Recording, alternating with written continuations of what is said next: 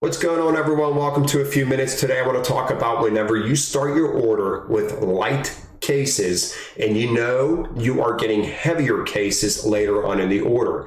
Now I'm going to show you a picture. If you guys want to subscribe, do all that, I appreciate it. I don't like to waste too much time on these videos because they are a few minutes.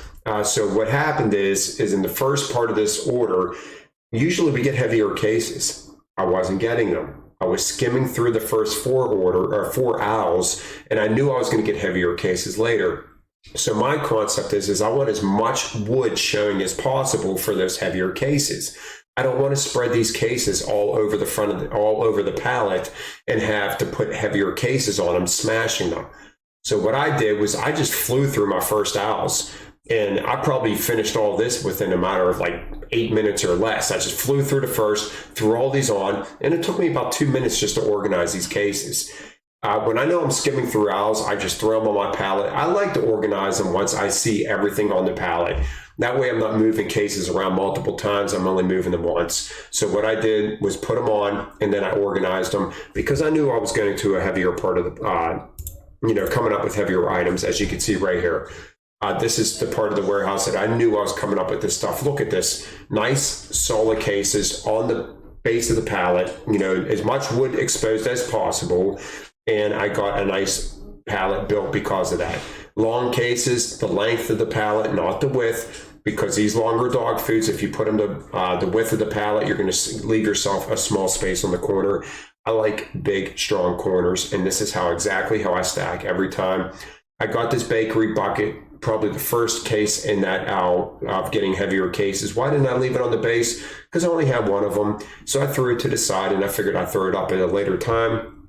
And we're going to look at the final product. As you can see, I moved that bakery bucket again, because the reason why I moved it is because it kept rocking in the middle.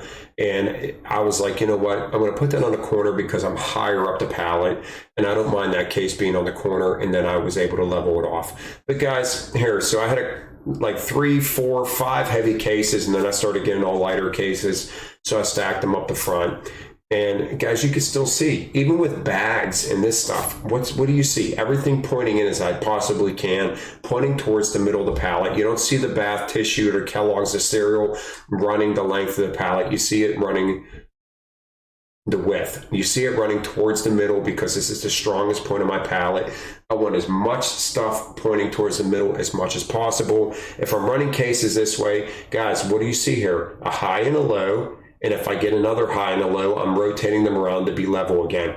I was telling my newest trainee this whenever I did a retrain, is when you have a high and a low, I'm automatically thinking I need another high and a low case, so I swap them around and get even again. Guys, this is so crucial when you're on a corner.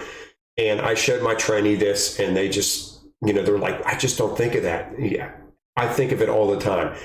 High and a low, I swap them around, I'm level. I hope that makes sense. I hope you guys enjoy this few minutes. Light cases, stack them up front, save as much wood as possible for your heavier cases. I'll see you guys next time. Have a great day.